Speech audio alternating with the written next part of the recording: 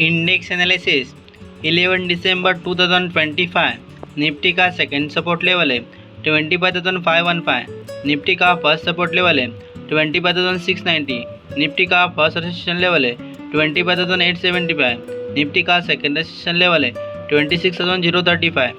bank Nifty का second support level है 57,850, bank Nifty का फर्स्ट सपोर्ट लेवल है 58,615, बैंक निफ्टी का फर्स्ट रेजिस्टेंस लेवल है 59,665, बैंक निफ्टी का सेकंड रेजिस्टेंस लेवल है 60,250, फिन निफ्टी का सेकंड सपोर्ट लेवल है 26,840, फिन निफ्टी का फर्स्ट सपोर्ट लेवल है 27,240, फिन निफ्टी का फर्स्ट रेजिस्टेंस लेवल है